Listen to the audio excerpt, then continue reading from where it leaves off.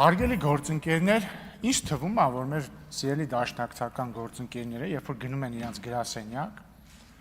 այն մատրիցա կինոյի մեջ մի հատ սարք կար, որ պահում չկսնում են, ամեն ինչ մոռանում են։ Հա, ներողություն, ասում եմ մատրիցա, չէ, մատրիցան լրիվ ուրիշ։ Շատ տեղել նմանություններ կան, բայց հա, Սևազգեստ մարդիկ ֆիլմի մեջ այն որ սարք կար, ասես չկսնում են, մոռանում են ամբողջ կյանքը ու մեկը, չգիտեմ, կարող է Հրանտ Մարգարյանն է, կարող է հիմա պարոն Ռուստամյանն է, ասում է ուրեմն լսեք։ Այն ամեն ինչ եղել է չկա, էս է իրականություն։ Հիմա պարոն Խաչատրյանը եկավ երկար ելույթ ունեցավ, ճիշտ ասած ես առանձնապես չհասկացա ինչի մասին է ելույթը, բայց ինձնից կպահանջվի ընդամենը 15 վայրկյան այդ ելույթի ամբողջ հիմքը քանդելու համար։ Պարոն Խաչատրյանը եկել ասում է այդ որտեղից վերցրեցի 29743 կիլոմետր քառակուսի թիվը։ Դուք այդ ինչ եք ասում, ինչեր են ժամանակ 20.8, հիմա 20.743, այդ որտեղ կորավ։ Նախ միշտ էլ 20743 ա եղել, հանրագիտարում կարող կլորացված թիվն է եղել վերնագրում, հետո ներքևը ոչ, բայց ինձ ինչքան էլ տարօրինակ չի, օգնության կհասնի Ռոբերտ Քոչարյանը եւ Դաշնակցությունը, որովհետեւ սիրելի պարոն Խաչատրյան, ես հիմա ձեր քաղաքական ամնեզիան կվերացնեմ։ Ուրեմն Դաշնակցությունը 2005 թվականին կոալիցիայի մեջ էր Ռոբերտ Քոչարյանի նախագահության օրոք։ 2005 թվականին Հայաստանի Հանրապետության կառավարությունը, եթե չեմ սխալվում, նույնիսկ Քոչարյանի ստորագրությամբ, վավերացրել է Հայաստանի հողային ֆոնդը, հեսա մի արևական բան անեմ, հենց փաստաթղթի անունն էլ ասեմ, էլի, Հայաստանի Հանրապետության հողային ֆոնդի առկայության եւ բաշխման վերաբերյալ հաշվետվություն։ Այնտեղ գիտեք ինչա գրած, որ Հայաստանի Հանրապետության հողային ֆոնդը բաղկացած է 2974.3 հեկտարից։ Էդ էլ որ բաժանեք համապատասխան թվի կստանա 20743 կիլոմետր քառակուսի։ Բայց կարող եք ասել դե 2005 թիվն ա եղել, խառնել ենք, չենք նկատել։ Նույնն եղել է 2010 թվին, 2015 թվին։ Հետևաբար այդ որ ասում եք որտեղից եք վերցրել այդ 20743 կիլոմետր քառակուսին, պարոն Խաչատրյան, ձեզնից ենք վերցրել։ Ձեզնից, անձամբ ձեզնից ենք վերցրել։ Անես որ դուք եկեք ասեք այդ ուր են կորել են մնացած հեկտարները։ Ընդհանրապես դժվար չի էլի գոնե research արեք, պարոն Խաչատրյան, ինչ որ կոնսպիրոլոգիական տեսություն սարքելուց առաջ մի հատ բան արեք, էլի главное в ходе следствия не выйти на самого себя։ Հաջորդը, պարոն Խաչատրյան, եկել ասում եք երկար խոսեցիք Արմաթայի հռչակագրի մասին, չգիտեմ, սենց ինչ-որ սենց բաներ արեցիք, այնտեղ սևով սպիտակին գրված է, որ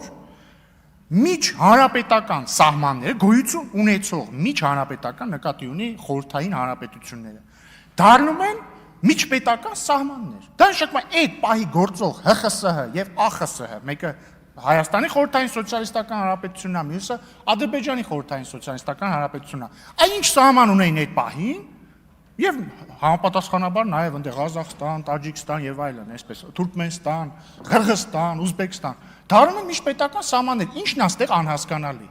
Եվ դա դրանից ուղիղ բխում է սահմանները եւ տարածքները, այդ թվում 29743-ը։ Բայց մի հատ հետաքրքիր հակասություն կա ձեր մտքերում։ Տեսեք, մի կողմից դուք ասում եք, որ Հայաստանը, երբ որ 1991 թվականին Ալմաթայի հռչակագիրը վավերացրել է, դա չի նշանակել Ադրբեջանի տարածքային ամբողջականության ճանաչում, ես տենց հասկացա, այդ ասեցիք, կարող ենք հետ տալ։ Հա, դա չի նշանակում Ղարաբաղ, ճիշտ է, կներեք։ Ասեցիք մի կողմից, ասեցիք, քանի որ 1991 թվականին Ալմաթայի հռչակագրի վավերացմամբ Հայաստանը չի ճանաչել, չի նշանակել դա, որ Ղարաբաղը ճանաչում է Ադրբեջանի կազմում, բայց մյուս կողմից դուք հղում անելով 2022 թվականի Պրահայի հայտարարությանը, որը ընդունվել է վարչապետ Փաշինյանի, նախագահ Ալիևի եւ նախագահ Մակրոնի եւ Շարլ Միշելի անունից։ Այնտեղ ինչա գրած, կողմերը վերահաստատում են միմյանց տարածքային ամբողջականության ճանաչումը համաձայն Ալմաթայի հռչակագրի։ Այդա դուք համարում եք փոփոխություն քաղաքականության, ինչի հետևանքով ռուսական խաղաղապահ ուժերը իրենց ֆունկցիան չկատարեցիք։ Հիմա կողմնորոշվեք Ալմաթայի հռչակագրով միմյանց տարածքային ամբողջականության ճանաչումը նշանակում է նախկին խորհրդային հանրապետությունների սահմանների ճանաչում, թե չի նշանակում, որովհետև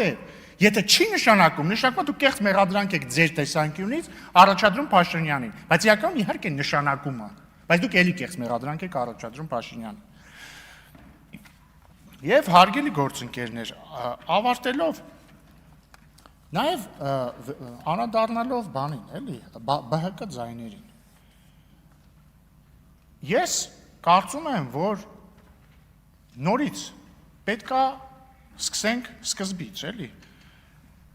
Բարգավաճ Հայաստանը չի ստացել ձայներ, ձեր ասած, տեղամասերում։ Հասկանում եք։ Այդ ձայները չկան ի բնե, որովհետև այդ ձայները հավարվել են անվավեր։ Դու չես կարող անվավեր եղած ձայնը, ասես ինքը ձայնը իրանից վերցրեցին։ Նույն ձև ոնց որ պարոն Ալեքսյանը շատ լավ օրինակ բերեց այն օրը։ Ֆուտբոլիստը գոլ է խփում, պարզում է, որ դա խաղից դուրս վիճակից խփված գոլ էր, հետևաբար դա գոլ չէր։ Հետևաբար հնարավոր չի ասել, դե եթե այդ գոլը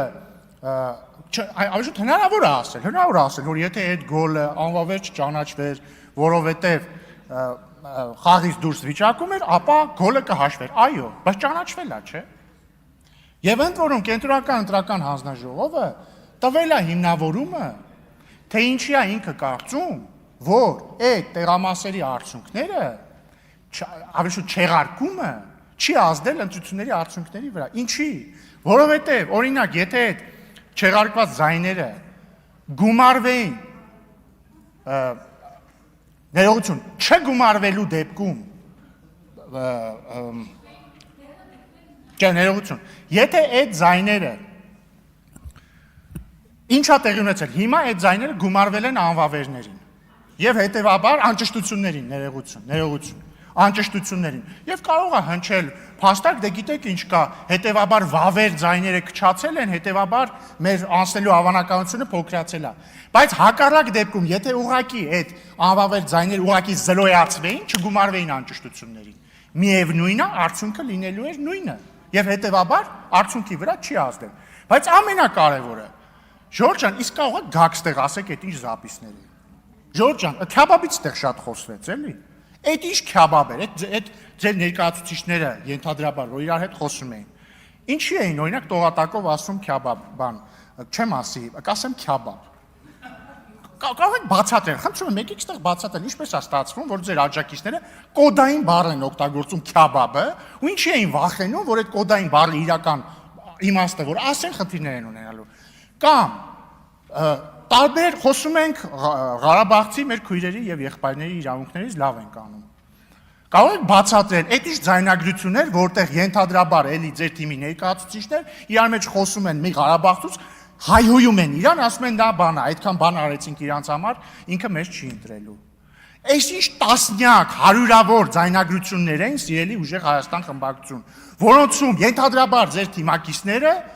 առնվազն ձայնագրությունից մենք լսում ենք, որ խոսում են մարդկանց փող տալու մասին, որպեսզի իրանց ընտրեն։ Հայաստան դաշինք, ձեր ներկայացուցիչների տենց ձայնագրություններ էլ կան։ Ինչ է դա, կարող է միջև այդ բանը բարձր իրավաբանական վեճերը արդյոք Բարգավաճ Հայաստանի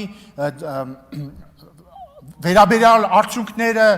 որոշիչ են եղել թե ոչ, այդ բարձր, այդ ռաֆինացված խոսակցությունների փոխարեն կարող եք ստեղ գաք ասեք, այդ ինչ քյաբաբ էր, այդ ինչ ընտրակաշարքի տեսքով քյաբաբի մասին էին խոսում ձեր հարգարժան թիմակիցները, խնդրում եմ եկեք ասեք։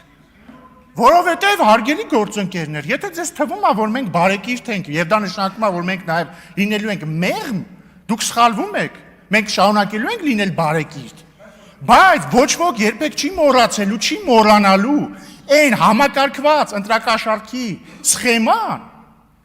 որը ձեր համապատասխան քաղաքական ուժերը գործարկել են, ինչը ակնհայտորեն բխում է հրապարակված ձայնագրություններից։ Դուք պետք է գաք ստեղ պատասխան տաք։ Ընդհանրապես հարցերը ստեղ մենք ենք տալիս։ Շնորհակալություն։